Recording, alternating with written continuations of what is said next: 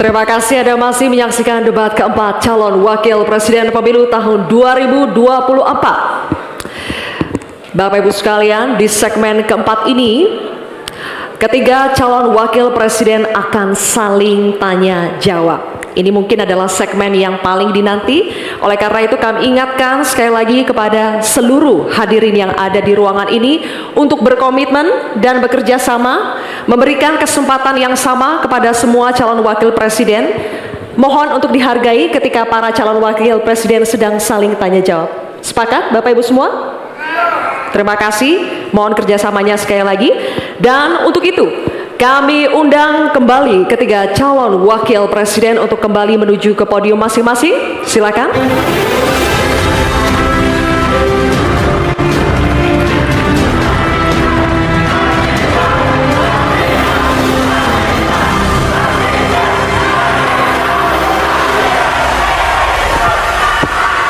Baik, Bapak-bapak, cukup.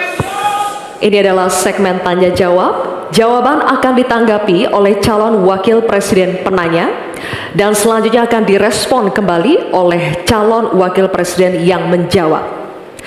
Sebelumnya, kepada para calon wakil presiden, kami informasikan kembali untuk melakukan tanya jawab sesuai dengan tema debat pada malam hari ini, yakni pembangunan berkelanjutan dan lingkungan hidup, sumber daya alam dan energi, pangan, agraria, masyarakat adat, dan desa.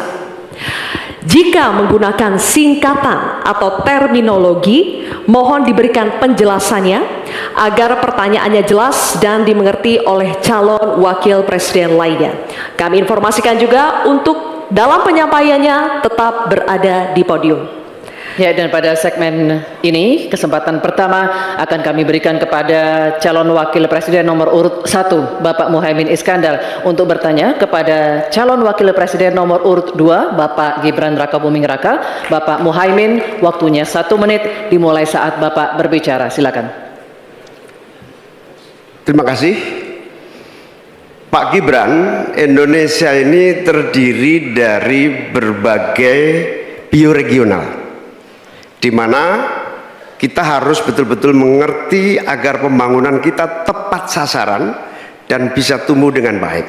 Pertanyaannya, bagaimana strategi Anda melaksanakan pembangunan berbasis bioregional itu agar keadilan iklim terjaga, keadilan sosial terwujud, keadilan ekologi terlaksana dengan baik, keadilan antar generasi juga terwujud, sekaligus keadilan sosial.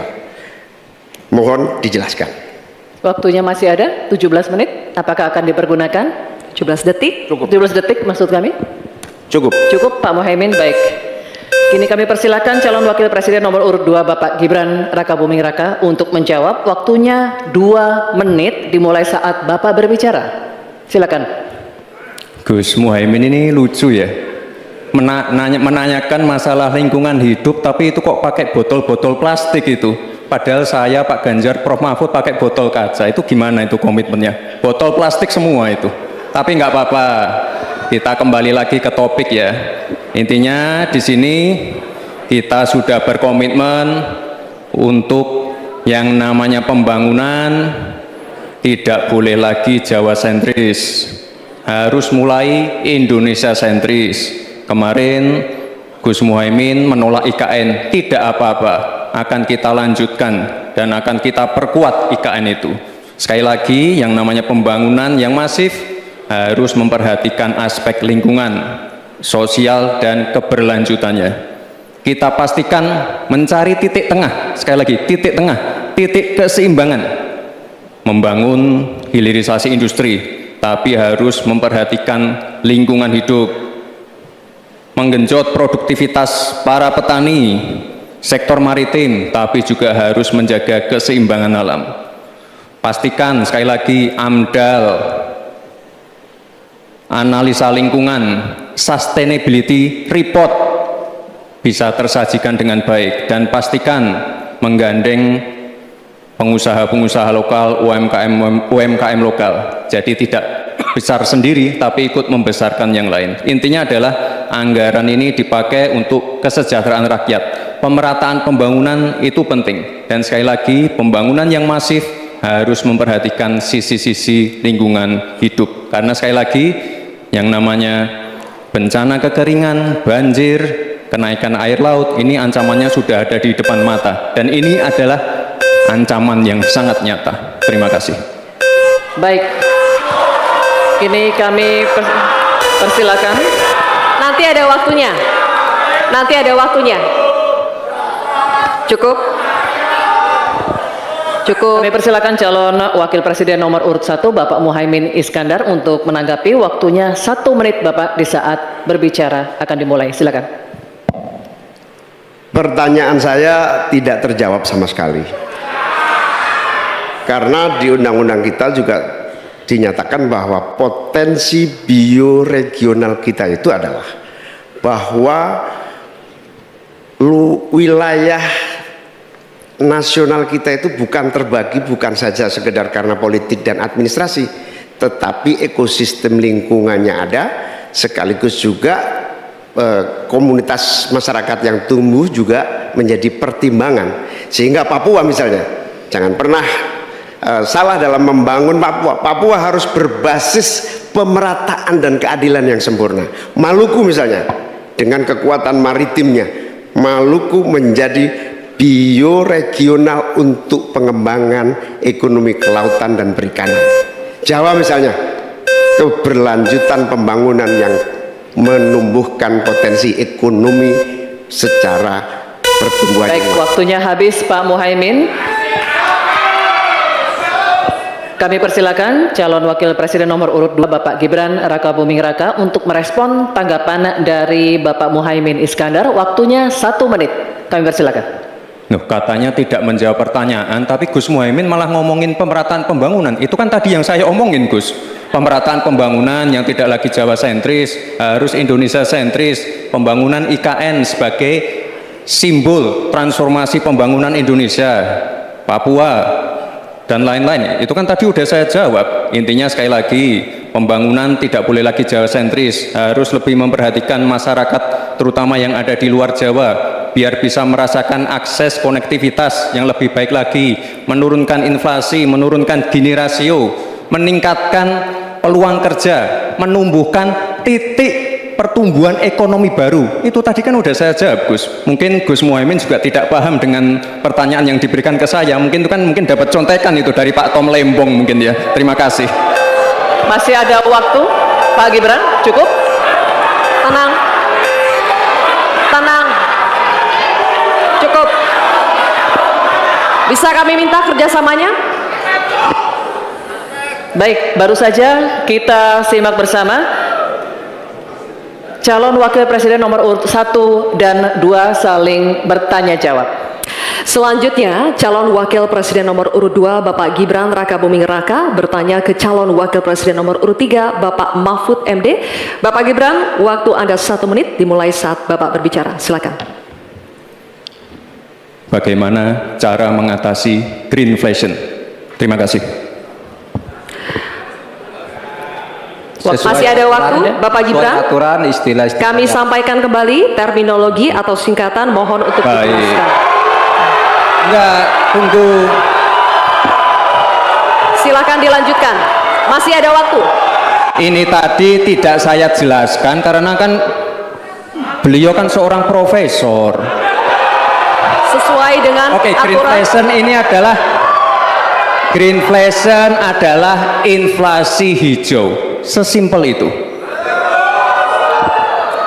Waktunya masih ada, Bapak Gibran, cukup? Kami persilakan kepada calon wakil presiden nomor urut 3 Bapak Mahfud MD untuk menjawab. Waktu Bapak 2 menit. Silakan. Baik, untuk mengatasi inflasi hijau. Apa sih inflasi hijau? Itu kan ekonomi hijau. Ekonomi hijau itu adalah ekonomi sirkuler. Ya, di mana sebuah proses pemanfaatan produk ekonomi, pangan misalnya, atau produksi apapun, diproduksi, kemudian dimanfaatkan, di recycle, bukan dibuat. Jadi bukan barang itu lalu dibiarkan mengganggu ekologi. Nah, Saya punya cerita. Kalau bicara soal recycle seperti ekonomi hijau, saya merasa berbangga sebagai orang Madura. Karena orang Madura itu yang pertama dulu mempelopori ekonomi hijau, ekonomi sirkuler, di mana orang Madura itu tuh yang memunguti sampah-sampah, menguti plastik-plastik lalu diolah. Sehingga sebenarnya ekonomi sirkuler itu sudah menjadi kesadaran masyarakat. Nah, oleh sebab itu kalau untuk mengatasi inflasi itu tentu yang paling gampang kan kebijakan-kebijakan. Diatur saja jatahnya. Di sini kan harus ada data. Kecenderungannya di sini begini, kebijakannya harus begini. Kecenderungannya di sini begini, kebijakannya harus begini. Nah, itulah yang kita pahami tentang ekonomi hijau, ya, inflasi hijau dan sebagainya dan sebagainya. Nah, saudara, banyak hal yang harus kita lakukan. Karena misalnya ya, ukuran kemajuan ekonomi kita selalu diukur dari sekitar 5 hal. Misalnya pertumbuhan, kemiskinan, ketimpangan, dan 2 lainnya. Tetapi ada satu yang harus ditambahkan, yaitu emisi. Baik Pak Mahfud, waktu Anda habis. Terima kasih. Selanjutnya kami persilakan kepada calon wakil presiden nomor urut 2 Bapak Gibran Rakabuming Raka untuk menanggapi. Waktu Anda 1 menit, silakan.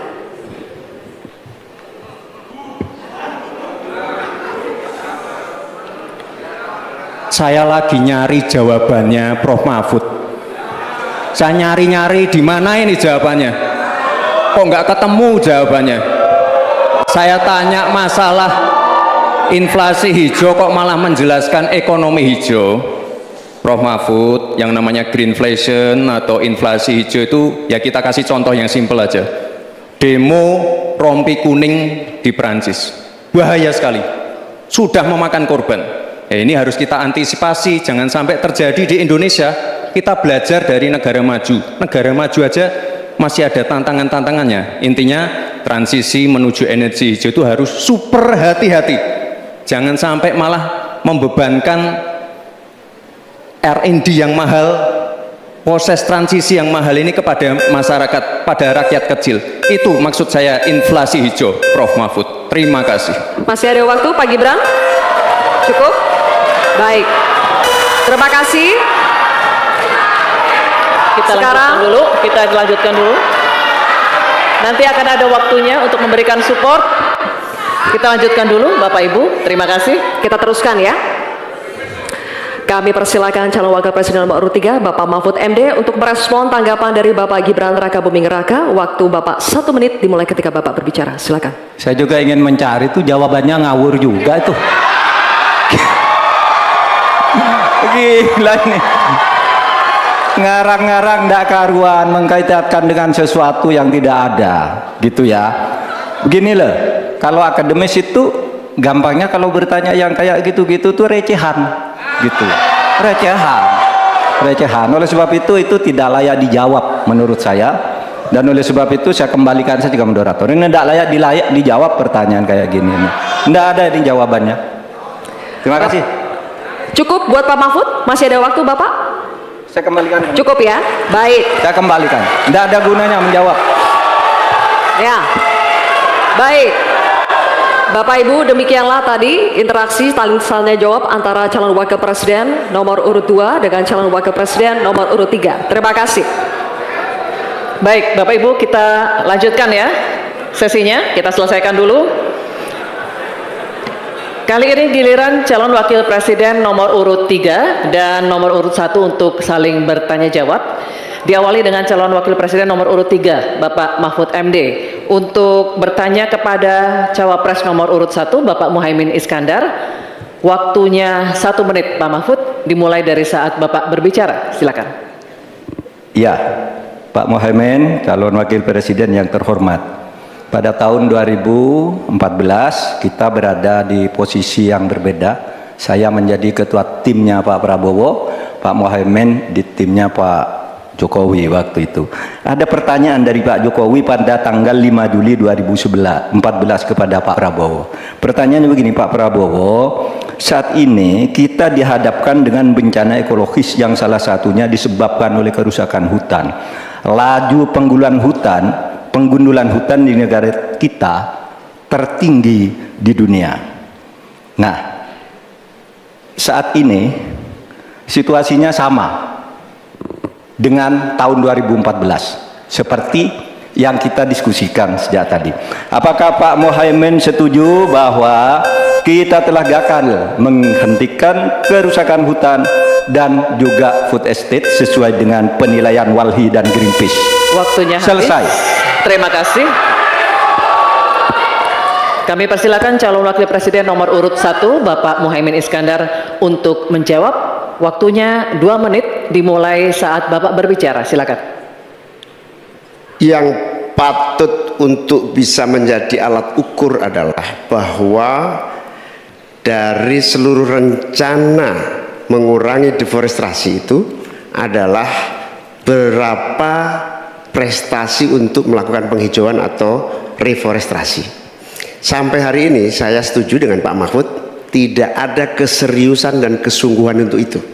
Bahkan mau menyediakan pangan nasional saja, kenapa tidak melibatkan petani? Malah juga melakukan penggundulan hutan dan gagal lagi. Karena apa? Karena tidak melibatkan masyarakat adat setempat, juga tidak melibatkan para petani, bahkan merusak keanekaragaman hayati kita.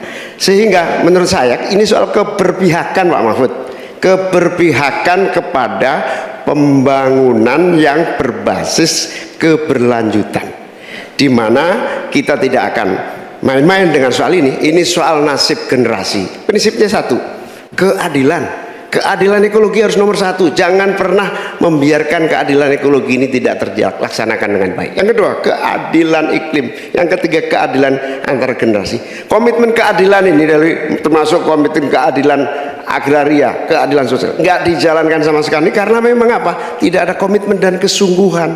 Konstitusi sudah ada, anggaran juga punya, kemudian undang-undang juga banyak. Sekali lagi, komitmen dan kemauan sungguh serta tidak abai terhadap tugas dan tanggung jawab sebagai pemerintah.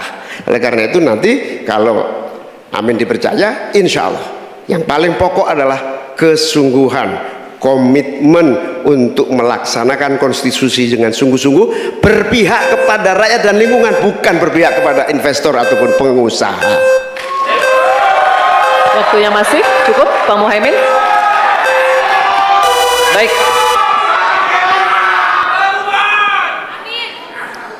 Kini kami persilakan Cawapres nomor urut 3 Bapak Mahfud MD untuk menanggapi. Waktunya 1 menit. Baik. Mulai dari saat berbicara, silakan. Pak Muhaimin, ke depan itu menurut saya pemerintah perlu melaksanakan 2 putusan Mahkamah Konstitusi yang dulu saya yang membaca vonis itu dan mengetokkan palunya. Pertama, mengakui aktivis lingkungan itu sebagai subjek hukum. Itu putusan MK. Sekarang ini kalau orang bicara lingkungan ditangkap. Nah, itu berbahaya bagi kelangsungan lingkungan hidup kita. Lalu yang kedua, saya juga udah pernah tuh membuat putusan Mahkamah Konstitusi dan saya sendiri yang ngetok palunya agar definisi hutan adat itu betul-betul dibedakan dari definisi hutan negara. Karena definisi hutan adat yang sering dipakai sekarang itu sering menyingkirkan masyarakat adat dari lingkungan hidupnya. Selesai. Waktunya habis. Kami persilakan kembali Cawapres nomor urut 1 Bapak Muhaimin Iskandar untuk merespon tanggapan dari Pak Mahfud MD tadi. Waktunya 1 menit dimulai dari saat Bapak berbicara. Silakan. Ya, setuju apa yang disampaikan Pak Mahfud. Inti dari hasil kemerdekaan kita itu kan 2. Satu, bahwa pemerintah atau negara mengatur sistem dan tata kelola pemerintahan dan kenegaraan. Yang kedua, mengelola kekayaan dan aset negara kita.